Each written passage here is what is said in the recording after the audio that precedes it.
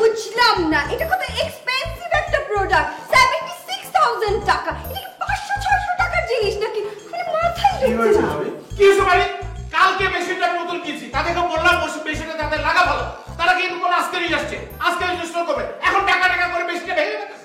ভাইয়া handle with care এই টার্মটা তো ওরা বোঝে না, এটা তো আপনাকে বুঝতে হবে না। জি মানে হ্যান্ডেল উইথ কেয়ার ঠিক, কিন্তু তারপরে বলছি একটু সাবধানে উঠাইস, যেন জিনিসটা যেন ভেঙে না যায়, মেশিন তো। এই শোনো না, এদিকে আসো, এসির পজিশনটা বুঝতে পারছি না, তুমি এসে একটু ফিট করে দাও তো। ও আচ্ছা আচ্ছা, আমি যাচ্ছি, তাই প্লিজ। ভাবি বুঝছেন এত গরম পড়েছে, বেডরুমে তো একটা এসি আছে, তারপর ভাবলাম ড্রয়িং রুমে একটা এসি লাগিয়ে নেই। ভাবি আপনি কাজ করলেই তো পারেন, পুরো বাসাটাই সেন্ট্রাল এসি করে ফেলেন। আচ্ছা ওই রান্নাঘরে এসি লাগানো যায় তো না? ভাইয়া আপনি না খালি আমার সাথে দুষ্টুমি করেন। ভাবি এতগুলা কাপড় তুমি নিজে ধুইছো? হ্যাঁ। কি বলো, একটা বুয়া রাখতে পারো না? তোমার হাতের স্কিনটা তো নষ্ট হয়ে যাচ্ছে। কি বলেন ভাবি, আমরা দুইজন মানুষ, ছোট বাসা, কাজের লোক রেখে কি করব? কাজের লোকের দরকার নাই। তারপরও মানে তোমাকে এত কাজ করতে দেখতে আমার একদম ভালো লাগে না। কিচ্ছু হবে না ভাবি, নিজের কাজ নিজে করাটাই ভালো। আচ্ছা ভাবি, আমার নিউ হেয়ার কাটটা দেখেছো? কেমন লাগছে? সুন্দর। সামিরাজ মেকওভার থেকে করিয়েছি। ও এমনি সবার চুল কাটে না, কিন্তু আমার কথা হলো একদম different case. She is very good friend of mind. তুমি এক কাজ করো না, আমি তোমাকে ওর নাম্বারটা দিয়ে দিচ্ছি, তুমি ওকে কল করো, তোমার অ্যাপয়েন্টমেন্ট নিয়ে নিবে। আচ্ছা তুমি কোন পার্লারে যাও? আমি হ্যাঁ লুসি পার্লারে। অবশ্য সামিরাজের থেকে লুসির এক্সপিরিয়েন্স অনেক বেশি ভাবি, বুঝেছো? কেন তুমি চেনো না? না, এটা কোথায়? আরে এই যে গলির মুখে চৌরাস্তাতে আর কি। ও দ্যাট ওল্ড ওয়ান, ছোটবেলায় দেখেছি। আচ্ছা শোনো, যাই হোক, তুমি সামিরাজ মেকওভারের কাছে যাও, এন্ড আমার কথা বললে she will give you 10% discount. ও না একদম তোমার লুকটাই চেঞ্জ করে দিবে। আর তুমি যদি আমার কাটটা দিতে চাও তাহলে জাস্ট যে বলবা ইশিতাস হেয়ার কাটটা দিব, তাহলেই তোমাকে দিয়ে দেবে। দাঁড়াও আমি তোমাকে টেক্সট করে দিচ্ছি। নতুন ফোন কিনেছো ভাবি? তোমার ভাইয়া কি যে বলবো, মানে আমাকে পুরান ফোন ইউজই করতে দিবে না। IPhone 11 pro. কত নিল? মেবি লাখের উপরে। 11 প্রো তো। আচ্ছা ঠিক আছে, আমি তোমাকে টেক্সট করছি, আর আমি নিচে যাই, আমার এত গরম লাগছে বলতে পারবো না। 11 প্রো, নিউ হেয়ার কাট, খুব গরম লাগছে। 1,80,00,000 টাকা দিয়ে ফ্ল্যাট কিনতেছে, 54 লাখ টাকা বলে অ্যাডভান্স দিছে। আমার মাথায় আসে না, এই লোক এই চাকরি করে এত টাকা কামাইতেছে। তুমি সবসময় তো নেগেটিভ চিন্তা করো কেন বলো তো? আর ওনার বাপ দাদার অনেক ভালো সম্পত্তি আছে, আর তাছাড়া উনি না তোমার মতো না যে খালি যায় আর আসে। আমি তো কখনো ওনাকে রাত 10টার আগে বাসায় আসতে দেখিনি। রাত 10টার পর বাসায় আসাটা কি খুব ভালো কাজ? ফুর্তি তো করে না, কাজ করে। ওনার চাকরির পাশাপাশি উনি একটা ব্যবসা করে। ছোট টাকা এত সহজে আসে না। আমার ভাই এত কিছু দরকার নাই জীবনে, আমি যেমন আছি খুব ভালো আছি। তোমার তো একটাই কথা, সারা জীবন ধরে এটা শুনতেছি, আমার যা আছে ওটাতেই ভালো আছি। আচ্ছা তোমার কি কোনো অ্যাম্বিশন নাই? লাইফে কোনো কিছু করার ইচ্ছা নেই, প্ল্যান নাই? সিম্পল একটা লাইফ লিড করার মধ্যে প্রবলেমটা কোথায়, সমস্যাটা কি? কোনো সমস্যা নেই, কিন্তু মানুষের তো ওপরে ওঠার জন্য ন্যূনতম চেষ্টা করা উচিত। এটা কি খারাপ কোনো কিছু? না সেটা তো বলছি না।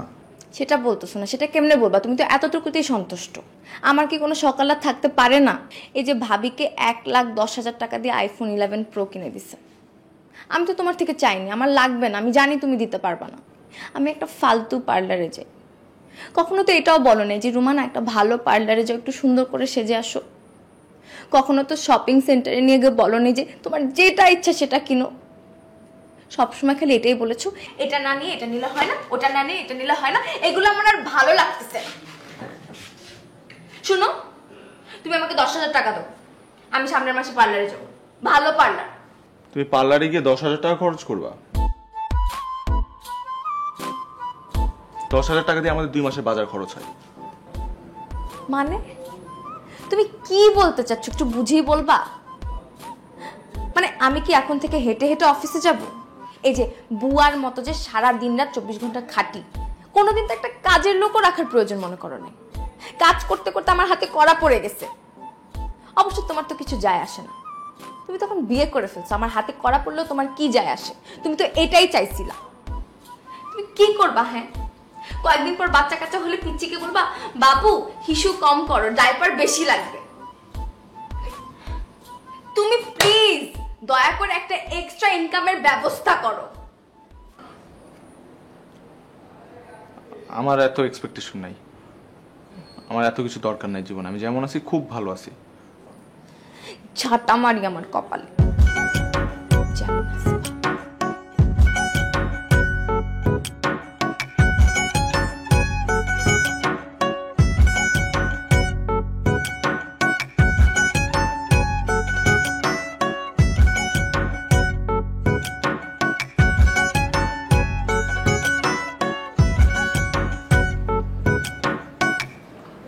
আচ্ছা চলো, রাগ করতে হবে না, চলো ঘুমাই, আসো। যাও এখান থেকে, ভালো লাগতেছে না।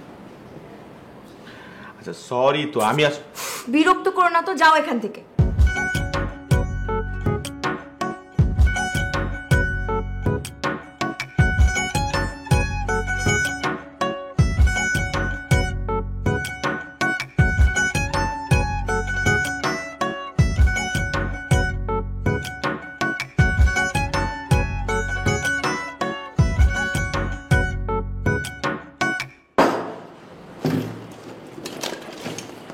নাস্তা করবো না?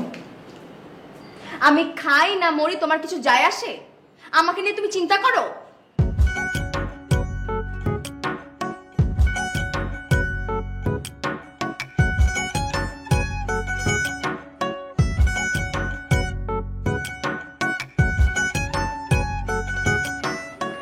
তুমি যেখানে আমি সেখানে ছেড়ে যাব না। ফাইজলামি করো না তো, ভালো লাগছে। তাহলে তাহলে বলো, তোমার রাগ ভাঙছে? মোটেই না, রাগ একদম ভাঙেনি।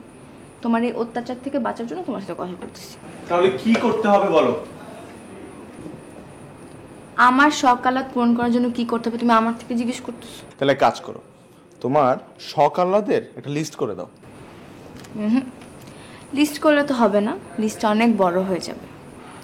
তুমি বরং একটা কাজ করো, তুমি একটা ক্রেডিট কার্ড নিয়ে নাও। Credit card? হ্যাঁ, ক্রেডিট কার্ড। আর তুমি তো একটা স্টেবল জব করছোই, তোমাকে ক্রেডিট কার্ড দিয়ে দেবে। ক্রেডিট কার্ড কেন লাগবে? ক্রেডিট কার্ডের টাকা তো দিতেই হয়, তাই না? একদিন হোক, 2 দিন হোক, তারপর তো আমার দিতেই হবে। তার উপর উল্টা ইন্টারেস্টের ঝামেলা। ক্রেডিট কার্ড মানুষ কেন নেয়? টাকা খরচ হলে টাকা আবার ফেরত দিয়ে দিবা। লাইফস্টাইলের একটা ব্যাপার আছে না? বাবা, টাকাটা যে দিব, টাকাটা আসবে কোত্থেকে? এক্সট্রা ইনকামের ব্যবস্থা করো। দরকার পড়লে বাসা থেকে কিছু খরচ কমিয়ে ফেলো। বাসার কি খরচ কমাবো? সকালে নাস্তা বাদ দিয়ে দাও। আমি সকালে নাস্তা করা বাদ দিয়ে দিব? আমি সকালে নাস্তা করা বাদ দিয়ে দিব শুধুমাত্র তুমি যাতে ক্রেডিট কার্ড দিয়ে তোমার চুল কালার করতে পারো সেই কারণে? হ্যাঁ, বিকজ সকালে নাস্তার চেয়ে চুল কালার করাটা অনেক বেশি ইম্পর্টেন্ট। আমার মনে হয় তোমার উপরতলায় ম্যাডামের বিলাসিতা দেখে আজ এরা কিছু শখ হয়েছে। মানে আজ এরা সব কেন হবে? শুনে চুল কালার করাটা হচ্ছে মেয়েদের একটা জেনুইন নিড। তুমি বুঝবা না, তুমি ক্রেডিট কার্ড নেওয়ার ব্যবস্থা করো, বাস শেষ।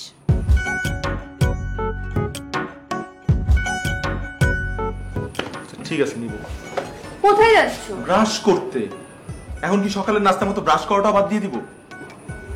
ফাইজলামি করো না, যাও তাড়াতাড়ি ব্রাশ করে এসো, ঘুম আসছে। হেয়ার কাটটা ভালো হয়েছে না?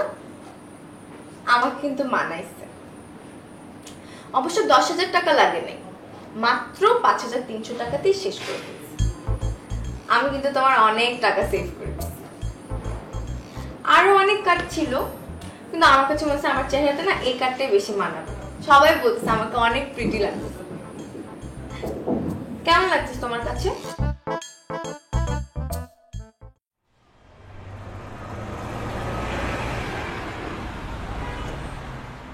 আসেন আসেন, ভেতরে আসেন, বসেন।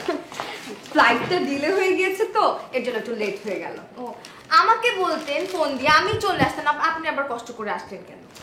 আরে প্রবলেম নেই, ভাবলাম একটু ঘুরেও আসি। ভাবি, এটা আপনার জন্য। এটা কি ভাবি? এটা হচ্ছে চকলেট। শোনেন ভাবি, আরো অনেক কিছু আনার ইচ্ছা ছিল আপনার জন্য, কিন্তু ওভারওয়েটের কারণে অনেক কিছু ফেলে দিতে হয়েছে। ভাবি, এগুলোর কি দরকার ছিল? আর নতুন ভাবি কি যে বলেন না। এসি লাগিয়েছেন নাকি নতুন? হ্যাঁ ভাবি, আসলে এত গরম পড়েছে, ভাবলাম এসিটা নিয়ে নিই। আচ্ছা আমি এসিটা ছাড়ি, আপনার গরম লাগছে না? না, ঠান্ডাই লাগছে। আপনার ঠান্ডাও লাগে? জি না মানে কিছু না, এমনি। আচ্ছা ভাবি, নেক্সট কোথায় ঘুরতে যাচ্ছেন? এখনো তো প্ল্যান করিনি, কিন্তু আমার মনে হয় যে নেক্সট 6 মান্থে কোথাও যাওয়া হবে না। ও তাই? আর আমরা তো নেক্সট মান্থেই যাচ্ছি থাইল্যান্ডে, এরপর মালয়েশিয়াটাও ঘুরে আসবো একসাথে আর কি। তাই নাকি? হ্যাঁ ভাবি, টিকিটও বুকিং দেওয়া হয়ে গেছে। যাক, ফাইনালি আপনারা তাহলে কোথাও যাচ্ছেন। ভাবি আসলে কি বলবো, কক্সবাজার যেতে যেতে আমি টায়ার্ড, 5-6 বার তো গিয়েছি। এবার ভাবলাম একটু থাইল্যান্ডে যাই, ব্যাংকক, পাতায়া, ফুকেট এগুলো একটু ঘুরে আসি, সাথে মালয়েশিয়াটাও। ভাবি ঠিকঠাক আছে, চলতেছে এখন। থ্যাংক ইউ ভাইয়া। এটা এমন কিছু না ভাবি, এটা আপনিও পারতেন, প্লাগটা লুজ ছিল, টাইট করে দিয়েছি। না না, আমি পারতাম না, আপনি অলরাউন্ডার বলে আপনি পেরেছেন। তাই নাকি? ঠিক আছে ভাবি, আসি তাহলে। ঠিক। ভাবি আপনি তো বয়স কত? ভাইয়া, মেয়েদের কিন্তু বয়স জিজ্ঞেস করতে নেই। Okay, ঠিক। আরে তারপরও বলছি, আমার বয়স হচ্ছে মানে 23-এ পড়বো, আপনি 22-ই বলতে পারেন। 22, নাইস। তো ভাবি পাটিগণিতের মতো বিয়েটা করলেন কেন? মানে কি রকম? ছোটবেলায় আমরা ওই অঙ্কটা করেছিলাম না পাটিগণিতে, মনে আছে? কোনটা? স্বামীর বয়স যদি স্ত্রীর বয়সের দ্বিগুণ হয় তাহলে। তারেক ভাইয়া, আপনি খুব দুষ্ট, খুব। আচ্ছা আচ্ছা।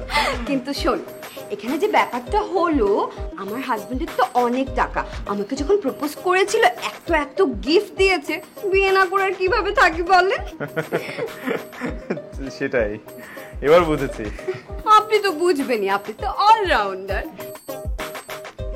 আসি। স্বর্ণ খনিজ শ্রম। মানন ভাই বুঝছেন, আসলে শুধু চাকরির টাকা দিয়ে না সংসার চলতেছে না। তারেক বলতেছিল আর কি আমাকে একটা বিজনেস করার কথা, তো আমি ভাবলাম আপনার সাথে একটু ডিসকাস করি, আপনি তো সব ব্যাপারে ভালো বোঝেন। এত দূরে তোমার জামাই লাইনে আসছে না, যাক ভালো হলো, তার বুঝছে। তাহলে আমার কাছে লাইন আছে, কক্সবাজার ওরা একটা নতুন প্রজেক্ট করতেছে বুঝছো, ওইটা ব্যাপার খুব নাম করছে, অলরেডি 60-70% সেল হয়ে গেছে। তো ভাইয়া আমাদের তো পুঁজি কম। আরে পাগল, পুঁজি কি এত লাগে নাকি?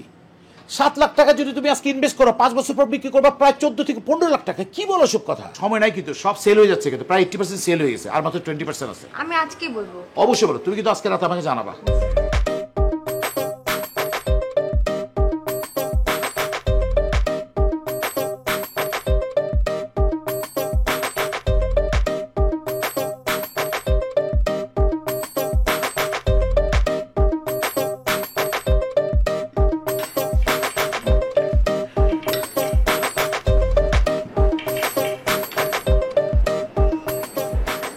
শোনো না,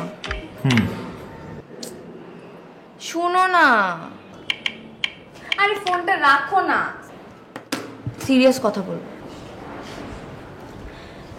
চলো না আমরা মান্নান ভাইয়ের প্রজেক্টে ইনভেস্ট করি।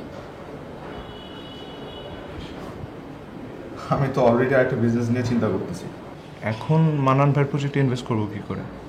দেখতেছো না মান্নান ভাই কত বড় লোক হয়ে গেছে, কত কিছু করে ফেলছে, আর তুমি কি করতেছো? শুধু ফোনে গেমস খেলতেছো আর কিচ্ছু না। আচ্ছা তোমার কি কোনো প্ল্যান নাই ফিউচার নিয়ে, কোনো টেনশন নাই? এখন আমি একটা জায়গায় ইনভেস্ট করবো, এক্সট্রা টাকাটা কোত্থেকে পাবো? ডিপিএসটা ভেঙে ফেলো। কি বলতেছো ডিপিএস ভেঙে ফেলবো? 11 মাস পর এটা ম্যাচিওর হবে। আরে এমন তো না যে টাকা পাবো না, 4 বছরের টাকা তো পাবো, 1 মাসের টাকা মার গেলে যাক। শোনো, ডিপিএসটা ভেঙে ফেলো আর আমার গয়নাগুলো মর্টগেজ দিয়ে লোন নিয়ে নাও। রোমানা, তুমি না বুঝতেছো না তুমি কি বলতেছো, তুমি পাগলের মতো কথা বলতেছো। আমি মোটেই পাগলের মতো কথা বলতেছি না, আমি সুস্থ মস্তিষ্কে ঠান্ডা মাথায় চিন্তা করে কথা বলতেছি। আমাদের ফিউচার নিয়ে এখন ভাবা উচিত। কিন্তু আমাদের যতটুকু ইনকাম, আমাদের কি উচিত না ততটুকুর মধ্যে হ্যাপি থাকা? কি অদ্ভুত কথা বলো তুমি। যত টাকা ইনকাম করো এর মধ্যে এসব করতে গেলে 15 বছর লাগবে। ততদিন কি আমি আলাদিনের চেরাগ ঘুষতে থাকবো? তুমি আমাকে ক্রেডিট কার্ড নিতে বলছো দেখি কিন্তু আমি ক্রেডিট কার্ড নিছি, তাহলে কিন্তু এগুলো আমার প্ল্যানের মধ্যেই ছিল না। এখন সারাদিন টেনশন হয় কিভাবে ক্রেডিট কার্ডের বিল শোধ করবো। দেখো তুমি 7 লাখ টাকা ম্যানেজ করতে পারবে, তোমার ডিপোজিটে 3 লাখ টাকা আর আমার গহনার 4 লাখ টাকা, বাস হয়ে গেল। তুমি বুঝতেছো? আমরা যদি প্রতি মাসে 30,000 টাকা করেও পাই, 5 বছরে 18 লাখ টাকা। Can you imagine? 5 বছরে 11 লাখ টাকা প্রফিট। আমি বুঝতে পারছি, কিন্তু এটা তো ঝামেলার বিষয় না। কিসের ঝামেলা? তুমি যাও ওদের অফিসে, প্রজেক্ট দেখো। আর ভাইয়াকে তো আমরা চিনি, উনি তো আমাদের ঠকাবে না। ঠিক আছে, কিন্তু হ্যাঁ, যদি ঝামেলা নাই থাকতো তাহলে তো অন্যরাও ইনভেস্ট করতো। আরে অন্যরা জানে না, করে না, সিম্পল। দেখো এই 2-3 বছরে অনেক কষ্ট করছি, আর ভালো লাগতেছে না। এখন তো আমাদের ফিউচারের কথা চিন্তা করা উচিত। এখন না করলে কখন করব বলো? তুমি প্লিজ আমার কথাটা শুনো।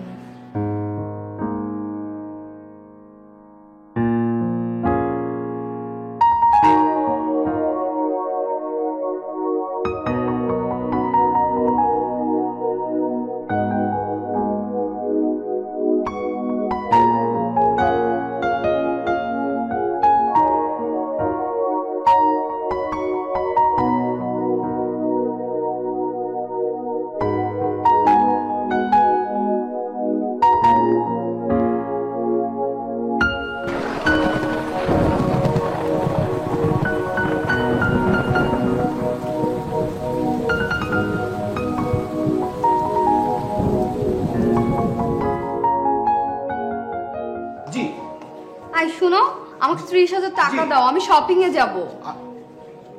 এক্সকিউজ মি, আমি ফোনে কথা বলছি, please try to understand. Sorry sir. আরে কথা বলতেছো বলো, তোমার কার্ডটা আমাকে দিয়ে দিলেই তো হয়। আর আমি আমার কার্ডে কোনো টাকা পাচ্ছি না। স্যার আমি আপনাকে 10 মিনিট পরে কল করি স্যার। ঈশিতা একজন ভদ্রলোকের সাথে কথা বলার সময় মিডিয়াতে কখনো ঢুকবে না। ট্রাই টু আন্ডারস্ট্যান্ড, আমি বিজনেসের ব্যাপারে কথা বলতেছি। কি শুরু করছো তো? তোমার এত কাপড় কি করবে তুমি? তোমার জন্য তো একটা ওয়ার্ডরোব লাগবে। এটা তো একদম ঠিক বলেছো, আমাকে তো একটা ওয়ার্ডরোব কিনতে হবে। Ishita, try to understand, don't disturb me please.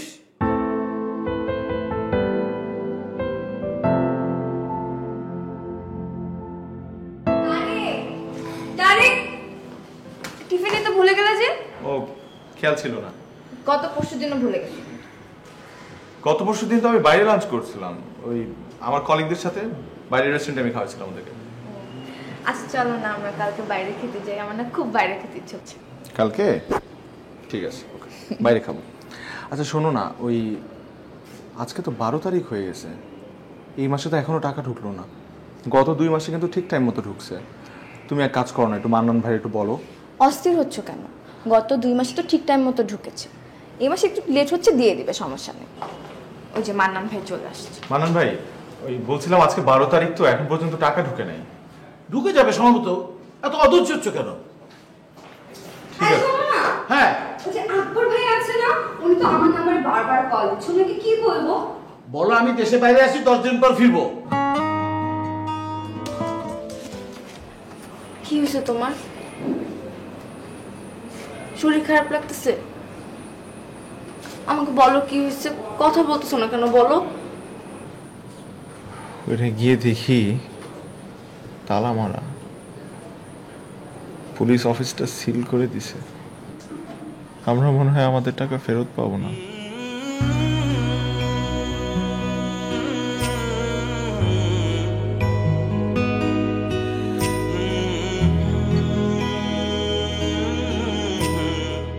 আমি বাংলা ব্যাংক থেকে তারেক বলছিলাম। আপনার ইএমআই দেওয়ার সময় হয়ে গেছে। অলরেডি আপনি গত 2 মাসের ইনস্টলমেন্ট মিস করেছেন। এভাবে আপনি ইন্টারেস্ট বেশি গ্রো করে ফেলছে। এই মাসের 15 তারিখের মধ্যে মিনিমাম অ্যামাউন্টটা দিতে হবে।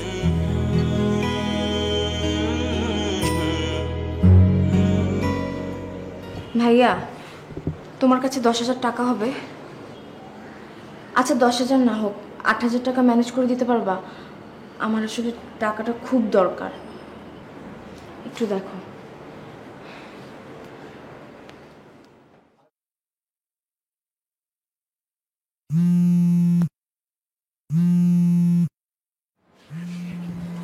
হ্যালো কি মি, আপনি ফোন ধরেন না কেন? সমস্যা কি আপনার? ভাই, একটু ব্যস্ত ছিলাম। ঢং মারেন না, আমার সাথে সব ফাইজলামি করবেন না। আমাকে সময়ের দাম আছে। আপনি কালকের মধ্যে 2 লাখ টাকা যদি ম্যানেজ করেন, নাহলে আপনার বউয়ের গয়না কথা ভুলে যান। কি মনে করছেন আমি আপনারা ছেড়ে দিব? ভাইজান আমি হ্যালো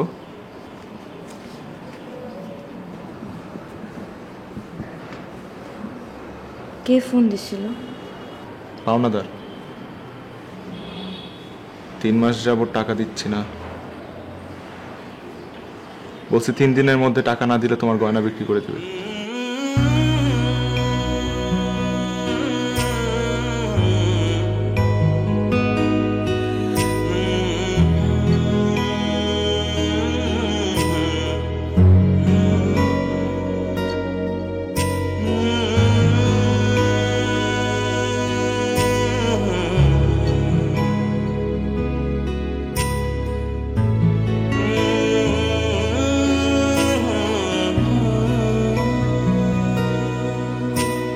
তোর কি মনটা খারাপ? তোর কি হয়েছে রে তারে? কিছু না আম্মা। বাবা আমার কাছে খুইলা কর, আমার জানি মনটা কয়দিন ধরে কেমন কেমন করতেছে। আম্মা তোমার মনে আছে ছোটবেলায় যখন আমার মন খুব খারাপ থাকতো তখন তোমার কোলে মাথা রেখে শুয়ে থাকতাম, তুই মাথায় হাত বুলাই দিতা, সুরা পুরা ফু দিয়ে দিতা, আমার বারবার একটা কথাই বলতা যে সব ঠিক হয়ে যাবে বাবা, সব ঠিক হয়ে যাবে, মন খারাপ করিস না। আজকে তোমার কোলে মাথা রেখে শুয়ে থাকতে খুব ইচ্ছা করতেছে আম্মা, খুব ইচ্ছা করতেছে।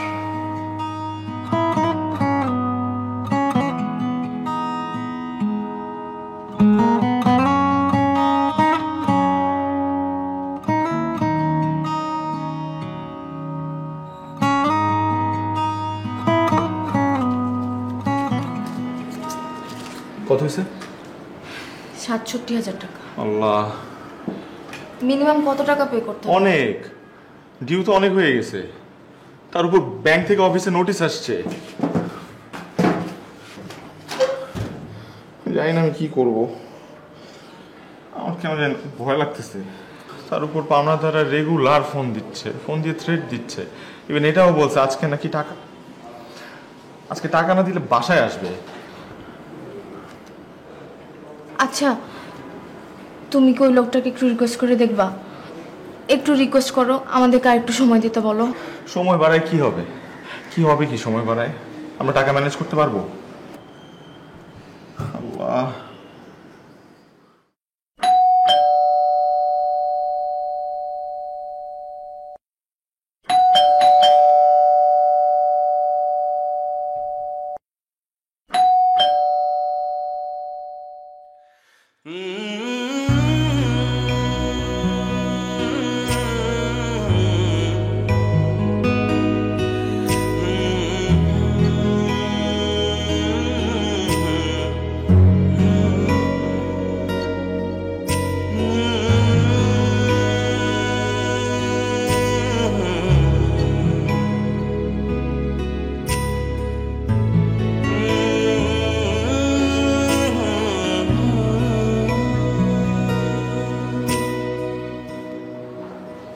বাবা তোর কি হয়েছে আমার একটু খুইলা বলতো। কিছু না আম্মা, ঝামেলায় জড়াই গেছি, তোমার এইসব নিয়ে মাথা কামাইতে হবে না। এটা তুই কি কস? তোর ছোট থেকে আমি বড় করছি, তোর বাবা যখন মারা যায় তখন তুই অনেক ছোট, আর এখন আমারে কস তুমি ঝামেলায় জড়াইও না। আমার মন কি মানবো বল? হ্যাঁ, আমার ছেলে কি ঝামেলায় জড়ায় পড়ছে যে মা তার সমাধান দিতে পারবো না? এতকাল তো আমি সমাধান দিয়ে আসছি, আমারে খুলে কো।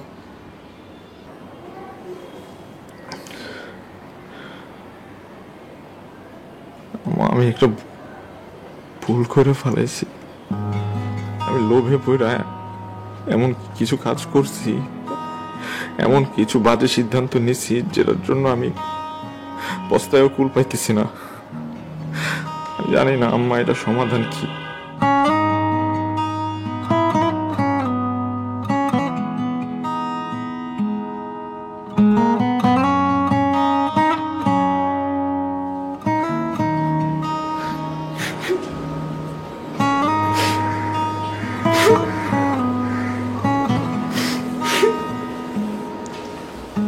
বাবা, শান্ত হ। ভুল যেটা করছস করছস, এই ভুল থেকে যদি তুই শিক্ষা না নেস তাহলে আবারও ভুল করবি। শোন বাবা, মানুষের জীবনের তো বিলাসিতার শেষ নাই। মন চাই এইটা করি, মন চাই ওইটা খরচ করি। চাকচিক্যময় দুনিয়ার মধ্যে মানুষ তো অল্প সন্তুষ্ট থাকতে পারে না। থাকবো কেমনে? চতুর্দিকে খালি লোভের হাতছানি। মানুষ কি করে সন্তুষ্ট থাকবো? আরেকটা কথা, তুই যে আমার মাসে মাসে টাকা পাঠাতি, সেই টাকা তো আমার সব খরচ হয় নাই। আমি কিছু কিছু টাকা জমায় রাখছি। তাছাড়া বাগানের ফল, ধান, তারপরে এইটা সেটা বিক্রি করে যে টাকা আসতো, আমি সেগুলো সব তোর নামে জমায় রাখছি। সত্যি? হ্যাঁ, সব মিলে আমার কাছে ধর লাখ টাকার মতো হইব। বাবা, এই টাকাটা নিয়ে তুই আপাতত বৌমার সম্মানটা রক্ষা কর, পরেরটা পরে দেখা যাবে। আরেকটা কথা মনে রাখিস, দুনিয়ার সেই সবচাইতে ভালো মানুষ, সবচাইতে সুখী মানুষ যে খুব অল্প সন্তুষ্ট থাকে আর খুব সাধারণ জীবনযাপন করে।